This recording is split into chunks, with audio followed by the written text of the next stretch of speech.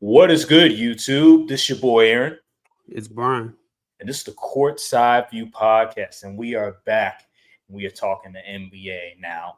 We've been gone for a little bit, but now we're back, getting ready to go. And it's the off season, 2 months till the regular season, so it's going to be a little slow. The podcast is going to be a little shorter. Bear with us, but I guarantee you, we're still going to bring in quality content. And since it is the off season, I want to talk about first some things that I'm going to do differently in the 2025-26 season. The first thing I'm going to change is abolish the word superstar. I think at this point, that word has brought so much division, so much disagreement and inconsistency on what is a superstar, what is the criteria for a superstar. And I think another thing that the word superstar brings is casuals to the conversation. I think the superstar word is such a broad word because it transcends sports. You can use superstar for music. You can use superstar for fashion. You can use superstar for models, etc. I think that word is such a broad term that we need to just eliminate that from our vocabulary when discussing NBA in general and just say elite. Just get rid of the superstar word and just say elite, because elite, in my opinion, is more of a basketball on the court centric conversation rather than the nonsense, which is determining factors off the court. I want to eliminate off the court things when determining how great a player is. And that's what I think the superstar term has really hurt a lot of players, because media and even casuals will use that word. Oh, is he box office? Oh, does he get people to watch the games? Is he just good at basketball? Is he just great at basketball? That should be the conversation. It shouldn't be off the court stuff. Does he is he an activist? Did he open a school? Does he have a charity fund? Like who cares, bro? Like is he great at basketball? So that's my whole thing with this word superstar. Where are you on that? Do you agree that we need to just eliminate that word altogether and just use words that associate with just on court performance? That way we can push aside the casuals from joining the conversation. I do believe the word superstar is thrown around entirely too much, and they definitely stepped on the value and like the reverence of that term. Nowadays, they just trying to give anybody who could be a number one option. That I'm like, no, these dudes are not superstars. In my opinion, there's probably like five superstars currently in the NBA right now. They was trying to say it's Tyrese Halliburton, a superstar. Like let's we've gone too far. Let's pump the brakes. We've gone too far on the opposite end of the spectrum with this whole superstar debate. Superstars are reserved for top players in the league. That's just what it is. Like LeBron James currently is not a superstar in the NBA right now. As far as if you want to go talent wise, strictly off talent, he's not. He has the superstar name. Yeah. Like he's box office is LeBron James. Like come on now, he's one of the two best players we've ever seen pick up a basketball. Steph Curry, while he's a superstar level name, is he a superstar in this point of his career? Oh. We love KD. Mm-hmm. Is he a superstar level player at this stage of his career? Some will say yes, some will say no. To me, the superstars are reserved for like top 5, borderline top 6 dudes. You fall outside of that, I'm sorry, but it is what it is. So that would be, the Jokic's, the Giannis, the Lucas, the Shays. Like, Tatum was yeah, healthy. I'll yeah, probably go Tatum as yeah. well. I give Tatum superstar status, even though people don't like him. But whatever, that's their own thing. The man's a superstar. Man averages 30 year in, year out. He's a superstar. Other than that, it's it's kind of slow for everybody else. So, and B used to be in that tier, but he can't stay on the court, and but that we got context behind all that now. So, but if he gives us another good season of same old Embiid play, he could join the superstar convo. But you got to be an MVP candidate. Pretty much, you have to be in consideration for MVP year in, year out to really maintain that superstar status. There's no such thing as a 1 year superstar. You You got make to earn that title over a span of years. Yeah, you make valid points. I think again, it's such a hard thing to define because I'll look at Magic Johnson and he was on First Take and he gave his definition of a superstar, which is your box office. Well, how many guys are really box office? It's LeBron, it's Curry. It's not a whole bunch of guys that are really box office that any given day, any given game that's on national TV, we're going to watch because of that person.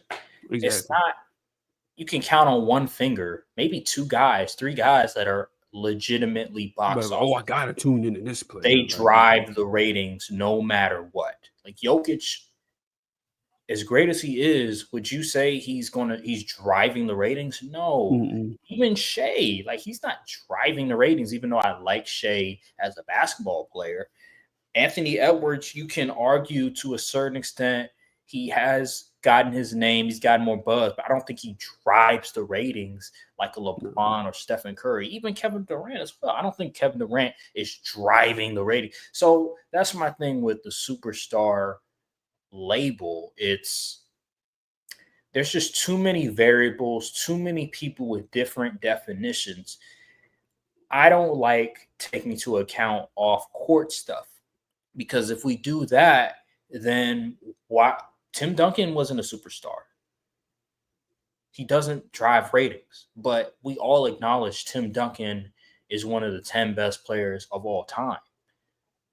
So that's where this whole thing about who's a superstar, who isn't, it's a very tricky subject because in that case, there's many all-time great players that we look at who shouldn't be labeled superstars at their time because they weren't driving ratings. They weren't Michael Yeah, Jordan.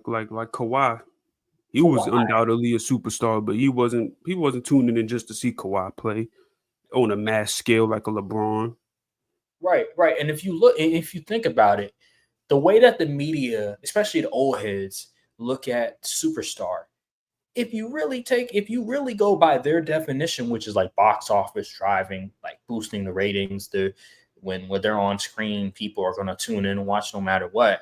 If you think about it, throughout NBA history, how many guys were doing that? Probably you might only be able to count one hand. Really? Like Maybe dudes that was single handedly maybe driving one views. maybe one and a half. Like Michael Jordan, you have Michael Jordan, you have Shaq, you have Kobe, you have Steph, you have LeBron, Magic, Magic, Bird, Bird. Dr. J. Like that's about it. Kareem wasn't doing that. He wasn't driving ratings. That was not Kareem. When he was in his prime, NBA was, you know, part of that was because of the ABA, but at the same time, people weren't tape delays, money wasn't coming in. I'm sorry, bro. Like, I just think eradicate the term, just use the word elite. This player is good, great, elite. Problem solved. Because so remember in the past, and then we'll move on to another subject, another topic. But in the past, right, I would have my tiers list. I would say this person's trash, mid. He's decent.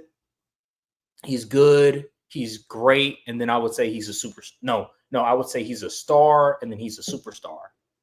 For whatever reason, people understand what a star is. People want to use only on court ability when it's a star.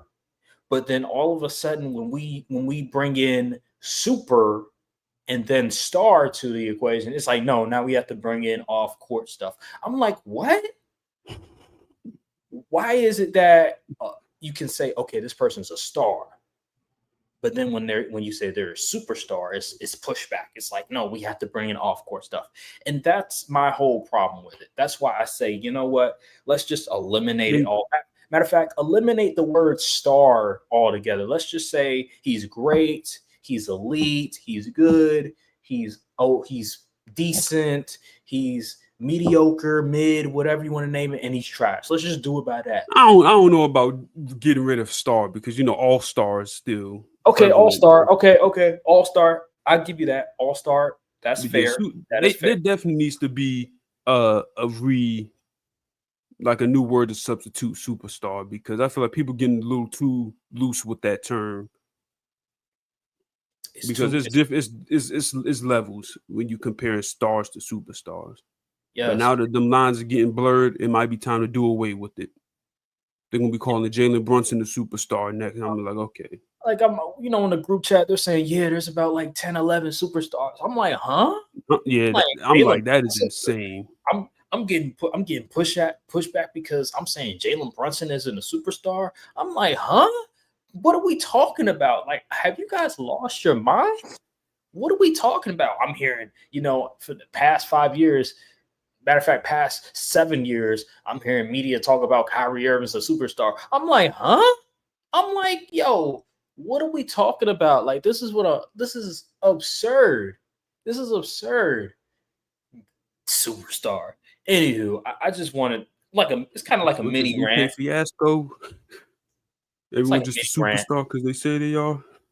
Yeah, bro. It's like a mini rant, but I just had to get out of my chest because, bro, like I've been hearing that term superstar used so loosely, so casually.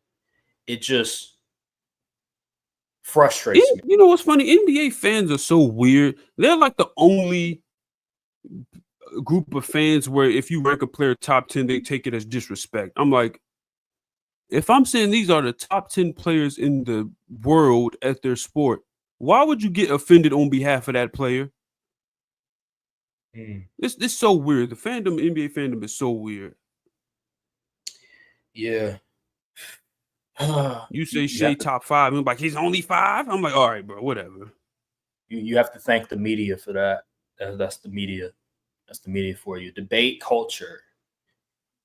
You have to blame the media for that one. But yeah, let's move on. I want to move on to I want to talk about what team is under the most pressure entering the 2025-26 season. I'm curious, what's your answer? Oh man, you just want one? Yeah, just pick one. Okay, just one team. Yeah. I'm going to say the team with under the most pressure next year. Man, it's a toss-up between, for me, it's a toss-up between the Knicks and the Lakers. Wow, the Lakers. Wow. Here's reason why I have the Lakers there, because the whole thing with the LeBron, this is probably his last year as a Laker. That's what it's looking like. You just pay Luka Doncic all that money while not really doing much to upgrade the roster. You win. I think y'all went out and got. I don't know who did y'all sign, the center or something. We got Ayton. We got DeAndre Ayton. Yeah, I feel like we got the guy from. It's going to be. It may not be pressure coming from within the org, but it's going to be like outside pressure. Like the media is going to be on y'all because this is LeBron's probably final chance to win a ring with the team, and Luka, and y'all gotta go for it. Y'all gotta do something. So that's why I say come from that. But the Knicks, they really have the roster they have a lot of factors going in their favor going into next year. They got the roster, they got the opportunity.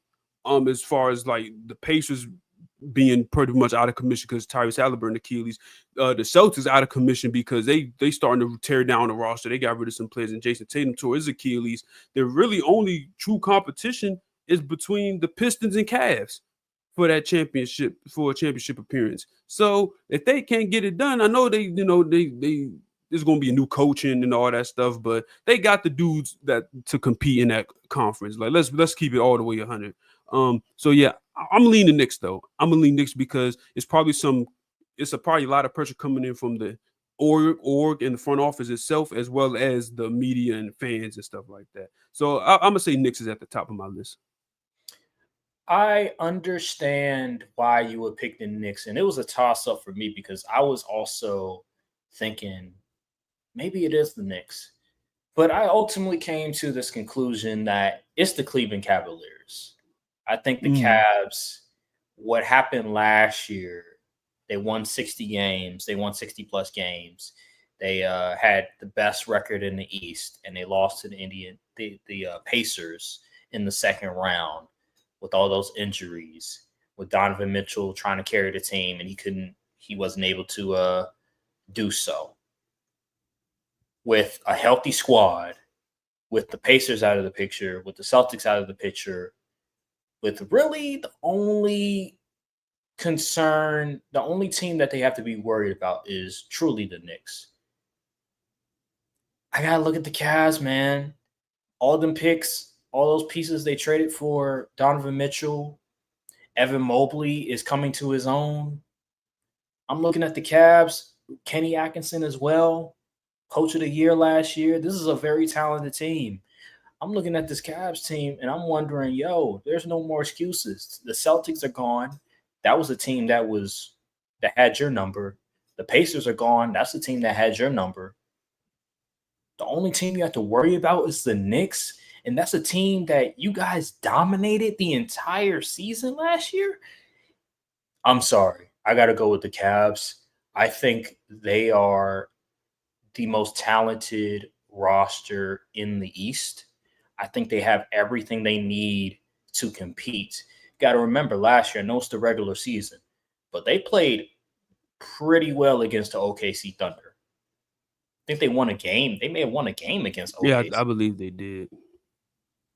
I just can't see a Cavs not being the team with the most pressure. They're not going to have the most pressure by the media because the media, they're always going to turn their attention when it comes to the Knicks because the Knicks are a big brand. Big They're market, New York, big market. But if we're talking strictly basketball, if we're looking at just on court, I'm going with the Cavs. I'm looking at Donovan Mitchell. I'm like, hey, you got the pieces now. You have the perfect situation. The Eastern Conference is an eyesore. It is god awful. Like, we need to talk about the Eastern Conference as well because right now, oh my God, outside of maybe 4 or 5 teams, it's looking really muddy in the Eastern Conference.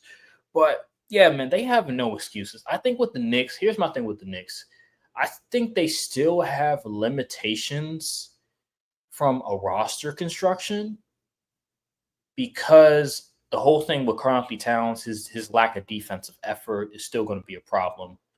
I will say Mike Brown, I'm curious to see how he's able to improve that offense.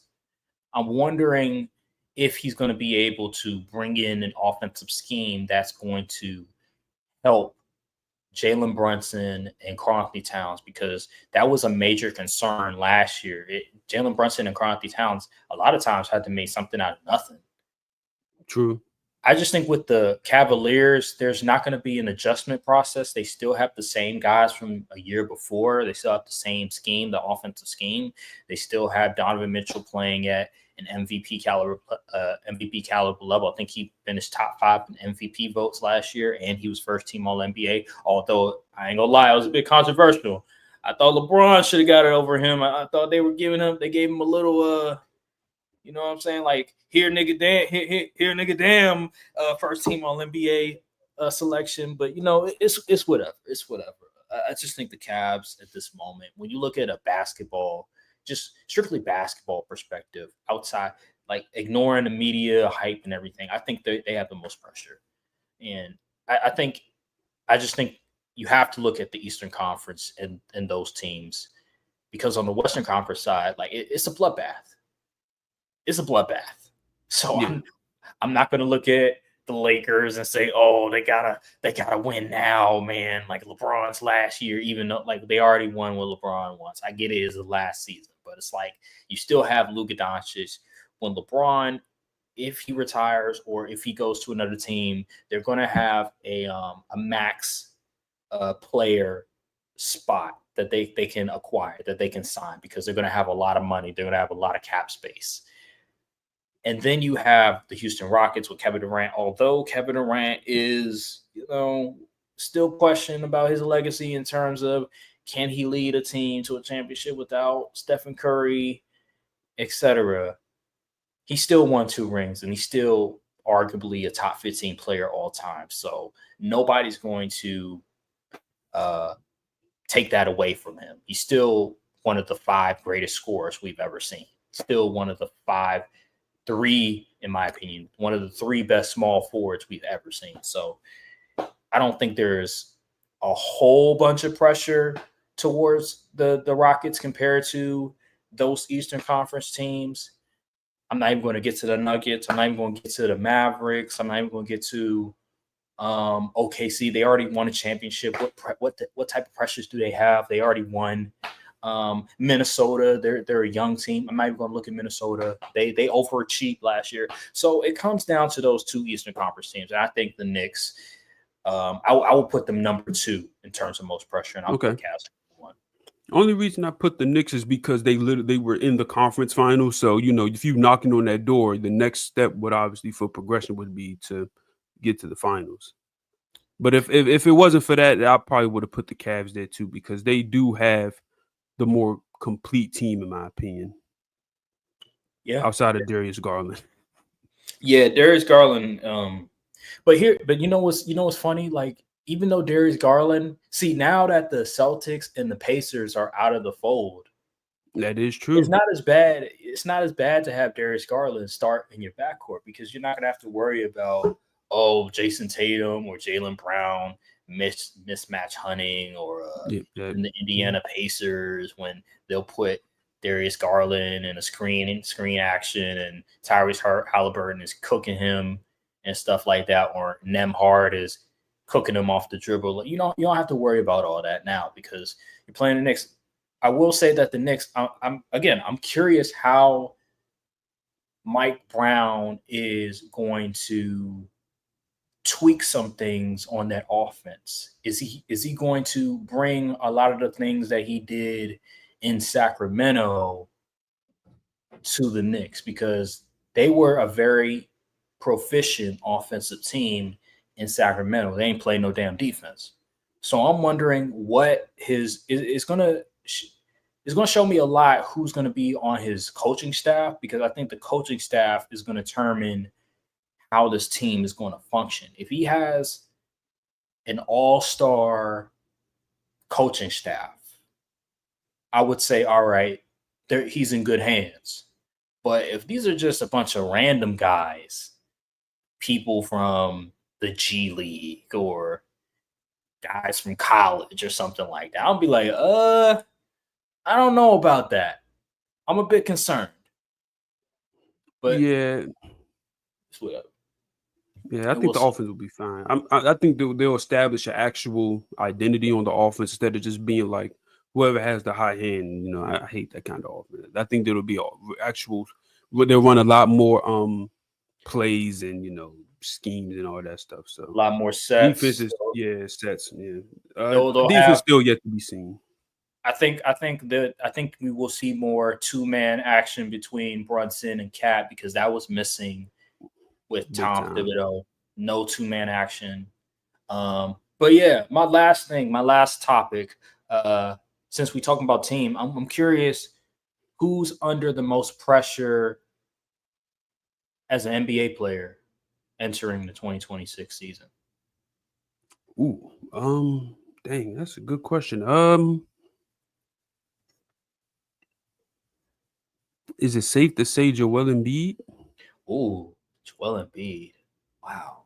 Because like he was hurt pretty much all of last year, and Okay. people already been saying his MVP was fluke and all that. He was a here dang MVP, and he's coming back to a team.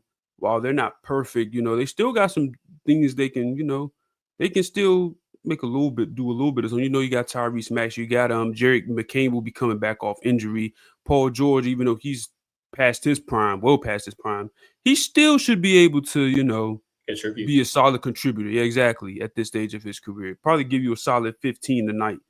Um, and B, you were MVP caliber player, so we need to see you get back to that level. So, and you getting paid a lot of money. I mean, I don't really care about pocket watch and all that, but from an organizational standpoint, you are getting paid a lot of money. 76ers have been out of the mix for a little bit. You got to get out there. You got to stay healthy, and you got to perform well. So yeah, I think Joel Embiid is probably the one with the most pressure that I could think of right now.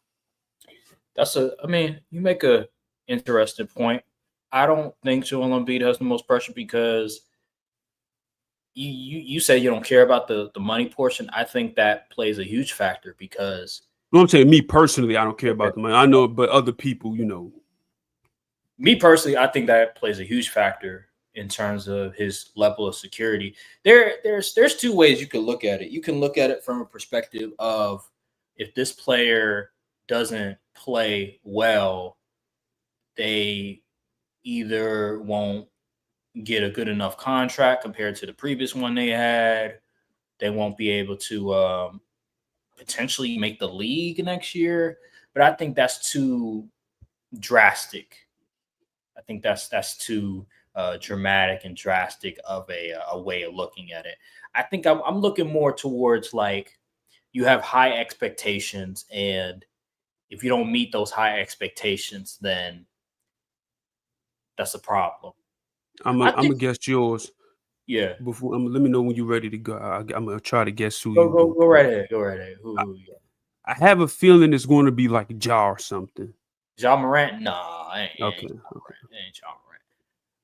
I'm gonna go with I'm going with Donovan Mitchell. I'm stay with the Cavs. I'm going with Donovan Mitchell. Here's why I'm Donovan going with Mitchell, he shows up though. It's just like his team is always the one collapsing. Here's why I'm going with Donovan Mitchell. You got to understand, there's obviously context behind why Donovan Mitchell can't make the conference finals, but there's this narrative out there about Donovan Mitchell, and it's the fact that as good as he is, as good as he's been in the past, for whatever reason, his teams just come up small. He's had number one seeded teams. He's been on teams that have won a lot of games, that have had home court advantage, and they get embarrassed in the playoffs, particularly in the second round. I'm looking at Donovan Mitchell and I'm like, yo, this is the perfect year to finally get your name in the pantheon of elite players. Because when I look at Donovan Mitchell, if you remember when he first came in the league, all I heard was, damn, he played like D Wade, which is a high bar. D Wade, Yeah, D Wade in his prime, D Wade was getting compared to Kobe. D Wade was a top three player. I remember first take after the 2011 finals. By the way, go check out that video, by the way, of me reacting to it. They ranked D Wade as the best player in the world after the 2011 finals. That's how good D Wade was. I disagree with that. I think they were being a bit hyperbolic and a prisoner of the moment. But that's how good D Wade was. Like D Wade was both sides of the ball. Like he was a demon offensively. No 3-point shot. Could still average 30 a game. Still average 27 a game. Donovan Mitchell, he's had all these expectations, these comparisons. He's been on teams that have been great in the regular season. Number one seeded Utah Jazz. I think they lost even without Kawhi Leonard. Like even without Kawhi Leonard, they still lost to the Clippers. And then you have this previous season where, albeit they were hurt for a lot of the series, but they still brought guys back and they still lost. I'm looking at Donovan Mitchell and I'm saying to myself, like, yo, this is the year. If you're not going to do it this year, I don't believe you'll ever be able to do it. You have to break through. You have to get over the hump. Because I look at his talent, I look at his scoring ability, and I think Donovan Mitchell he can enter that elite category. He has that potential. He's shown a level of elite play against some of the top elite players in this league. He went toe to toe against some of the elite players in this league. He just doesn't do it on a consistent basis. I need him to enter that elite tier this year because I think he has it in him. I really do. As an offensive player. Yeah. I just think him at this point of his career, he's at a crossroads. He's at a crossroads. And are you going to remain a good player, make the All-Star team, make All-NBA second team, maybe even creep up All-NBA first team on a bad year? Or are you going to finally ascend to that elite tier, that elite category that your talent has shown sparks of, has shown glimpses of? I think this is the perfect year for Donovan Mitchell to do that. Just like with Tyrese Halliburton last year, even though I'm not saying he was elite, but I'm saying he got his name. Finally, people are seeing like, oh, yeah, this dude can play. This dude can hoop. And he had so many moments in the playoffs. I think this year, Donovan Mitchell has to do something similar where he has to create moments. He has to just deliver again and again and again in the playoffs and finally put to bed the narrative that Donovan Mitchell is just a good player, that he can't be the best player on a championship team, because I think he has the talent to do it. We just haven't seen it. Yeah. Yeah, I mean, actually, yeah, I like that Donovan Mitchell pick because he's been teetering that line of you can win as the number one option versus you can't. Like he's literally really on that edge, and I do think he's good enough to where you can win because it's not like he falters in the playoffs. Like literally, he's literally one of the best playoff risers in the league. Like when has there been a series where Donovan Mitchell hasn't performed well in the playoffs that I can really remember? But he just has to certain factors just have been preventing him from getting over that hump. And like you said, like the previous segment, the Cavs are in a perfect place, perfect opportunity to really get to that championship appearance. Play in the finals.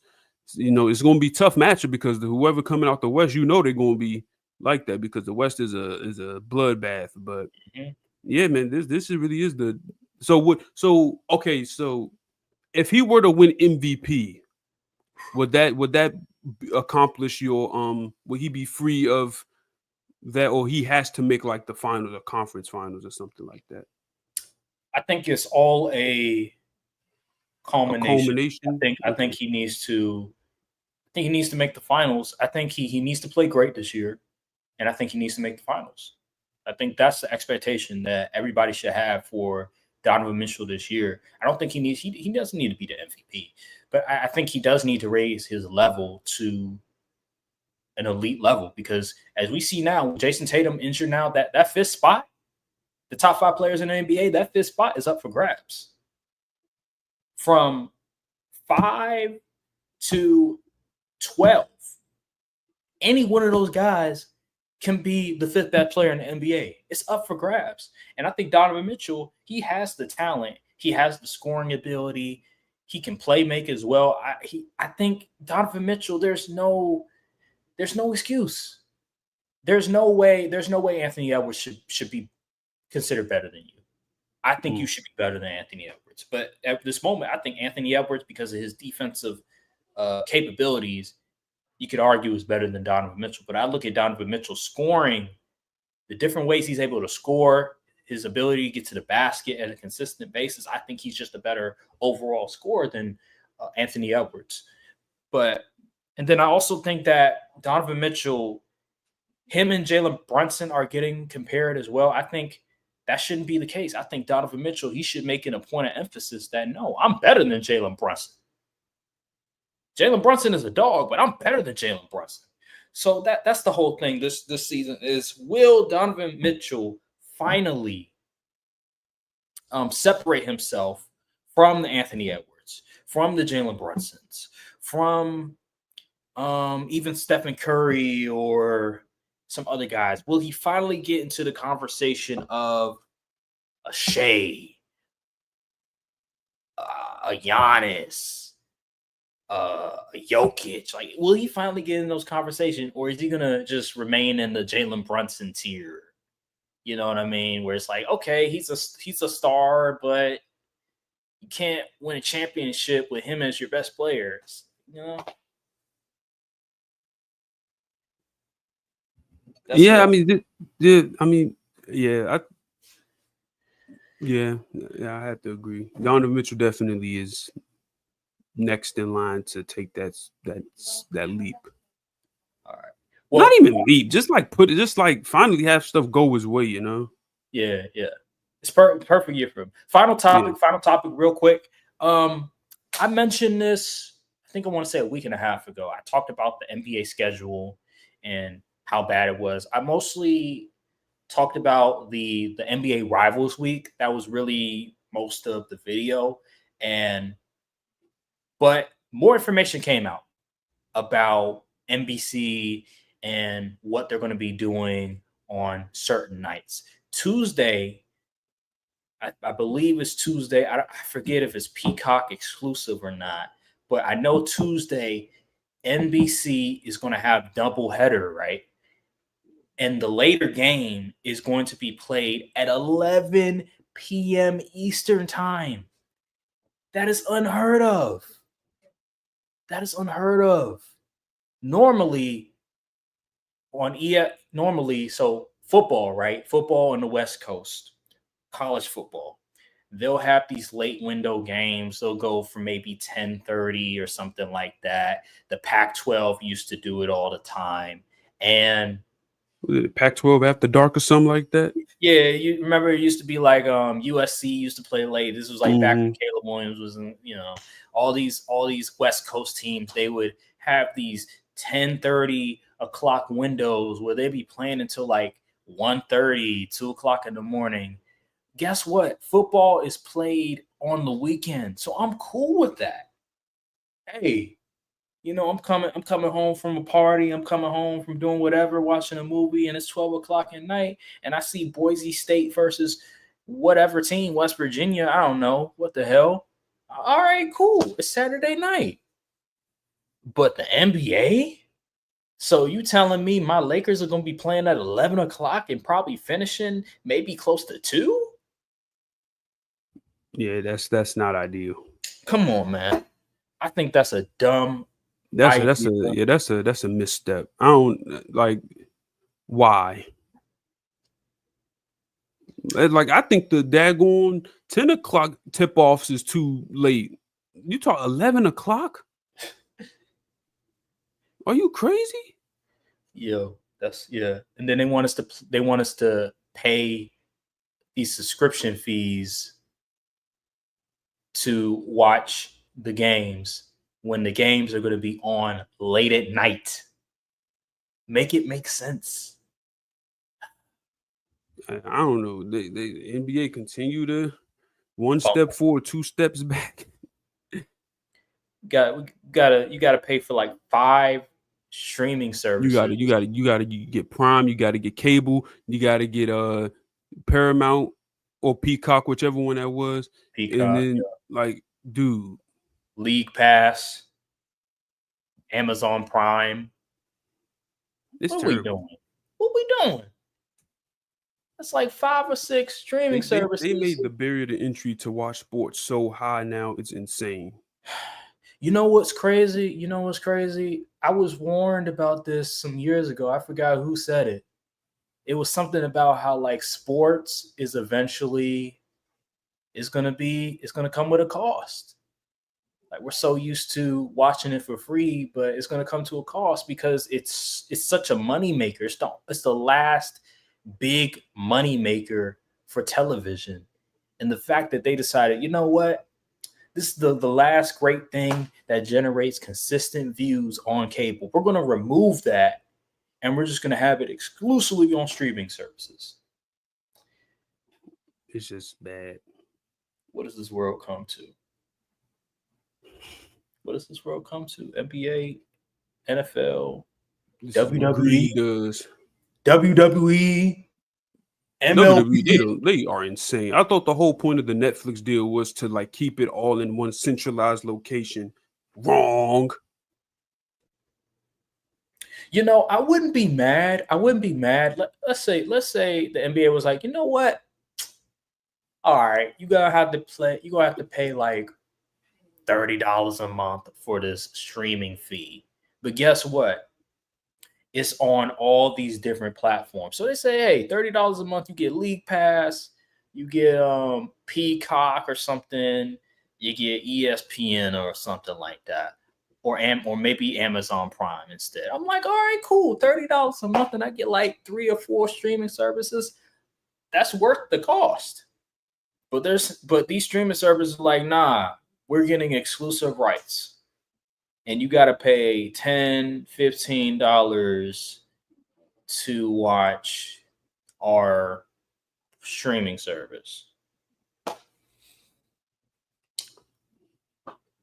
It's a shame. And then League Pass is like $15, and they don't even have all the hardware classic games. I'm trying to search for Tracy McGrady old Orlando Magic playoff games. They only have one game. What?